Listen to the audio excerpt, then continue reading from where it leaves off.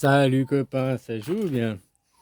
Ouais, après ton Trumpinou, il était pleuré sur Fox News pour dire vous avez vu, Zelensky ne veut pas d'accord de paix, Zelensky veut pas la paix, il fait tout pour qu'il n'y ait pas la paix. Ben, moi, j'ai regardé l'interview et c'est Trump qui fait tout pour pas qu'il y ait la paix. Et ça, c'est normal. Parce que s'il y a la paix, s'il y a la paix mondiale, hein, s'il y a la paix, ben, l'Amérique, elle est morte, hein. 50% du PIB de l'Amérique repose que sur la guerre, l'armement, la guerre, la guerre, la guerre et la guerre. 50% de leur PIB, quoi.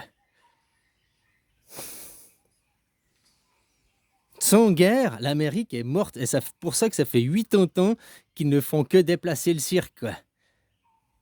Ils changent d'endroit à la guerre, c'est tout. Quand la guerre, elle finit là, elle commence là. Elle finit là, elle commence là. Elle finit là, elle commence là. Et ils font que ça. Et ils ont besoin d'une guerre perpétuelle parce que leur économie repose sur ça. Qui c'est qui a besoin de la guerre perpétuelle? Ben Israël, les sionistes, quoi. Tout ce mouvement, toute cette politique, quoi. Hein, les colonialistes.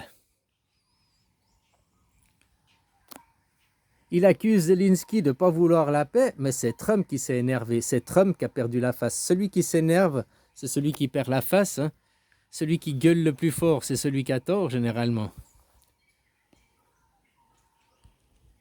Voilà, pour après aller faire sa petite pleureuse. Vous voyez, il veut pas, il veut pas, il veut pas. Mais c'est qui a un projet guerre totale dans le Pacifique en 2027? C'est les USA, c'est les ultra-conservateurs américains qui ont ce projet guerre totale, donc guerre mondiale dans le Pacifique, parce que c'est avec la Chine l'ennemi numéro un. Voilà, guerre en 2027, guerre mondiale. Et ce qui se passe en Israël, c'est indirectement lié à ça, quoi. Ils veulent aussi faire en sorte que, avant d'attaquer la guerre, il faut faire en sorte que l'autre manque d'approvisionnement. S'il ne peut pas s'approvisionner à 100% en pétrole et d'autres matériaux pour construire ses munitions et tout, eh ben, il est moins préparé le jour J à la guerre. Ça commence déjà, hein? Aujourd'hui, Trumpinou, la guerre froide, la guerre froide aussi pour prendre du fric. On va faire des fusées, on va aller dans l'espace, tout ça pour faire des missiles intercontinentaux, quoi. La guerre en Ukraine, elle profite à qui? Elle profite aussi à Poutine qui peut faire ses missiles, là, ses nouveaux missiles. Pendant que l'Amérique, ils font la guerre à l'Ukraine aussi. Même sous Biden, hein. Sauf que sous Biden, il jouait au faux cul. Il disait, oui, alors non, on est avec vous, on soutient l'Europe. Non, il faisait la guerre. Il faisait la guerre par BlackRock, par intermédiaire interposé. BlackRock a acheté les terres. Les terres qu'ils ont achetées, certaines sont cultivables, certaines dans le sous-sol contiennent déjà des choses qu'ils veulent exploiter plus tard. L'Amérique a prêté que 114 milliards, mais si tu comptes les terres que BlackRock a achetées, que Vanguard a achetées, que d'autres groupes ont achetées, on doit arriver peut-être à 350 milliards, quoi. Donc non seulement les Ukrainiens se sont fait acheter les terres par BlackRock, qui, parce que c'était la guerre, la terre a été bradée à pas cher parce qu'ils avaient besoin d'argent parce que la guerre, ça coûte cher. Hein? Donc, tu vois, créer les conditions pour pouvoir acquérir de la terre bon marché, quoi. Hein? Puis maintenant, 350 millions, vous allez nous rembourser. Donc, non seulement BlackRock a acheté la terre, mais il va se faire rembourser l'achat de la terre, quoi, par les Ukrainiens. Eh, c'est fort de café, ça. Donc voilà, les Américains n'ont aucun intérêt à la paix. Les Américains n'ont aucun intérêt à la paix. S'il y a la paix, alors l'Amérique est morte. Toute leur économie repose que sur la guerre et la guerre. C'est ça, quoi. Pour ça, maintenant, il fait sa pleureuse. Maintenant, ouais, j'aimais bien cette analyse comme je suis tombé. Bah, au fait, c'était un guet-apens pour Zelensky. Ils avaient l'intention de... Parce que si Zelensky, il voulait pas, il voulait la guerre, il voulait pas de la paix, comme il prétend Trump, pourquoi il serait venu pour signer un accord qui est en plus au désavantage des Ukrainiens? Il venait pour mettre pour les termes d'un accord. S'il voulait pas de cet accord, eh ben, il venait même pas.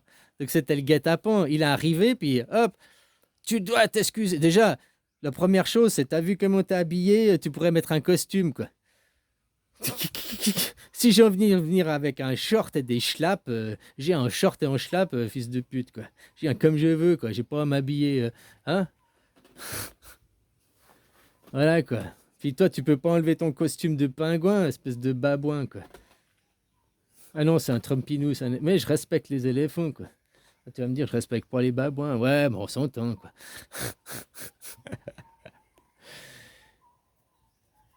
Ah, voilà, voilà, quoi.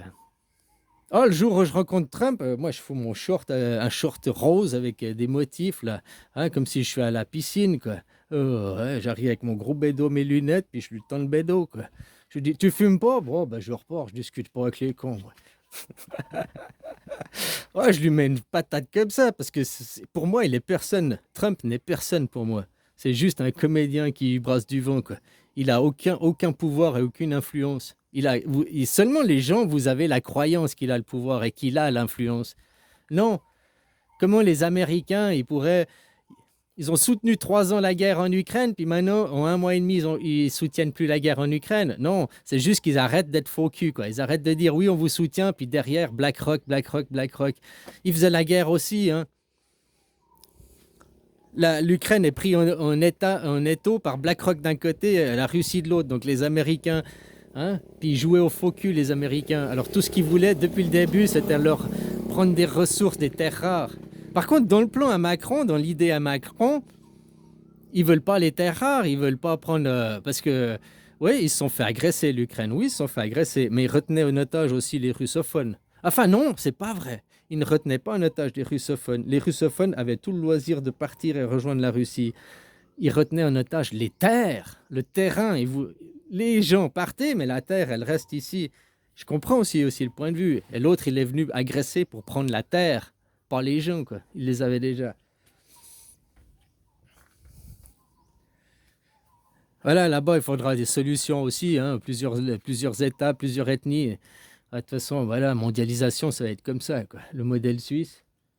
Mais là, maintenant, tu vois qu'au fait, les États-Unis, de toute façon, les États-Unis, sans guerre, ils sont morts, ils n'existent plus, quoi.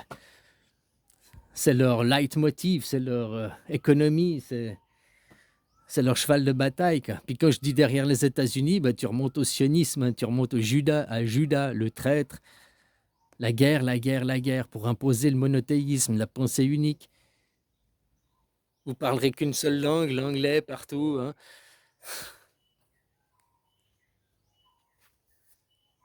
Enfin voilà quoi.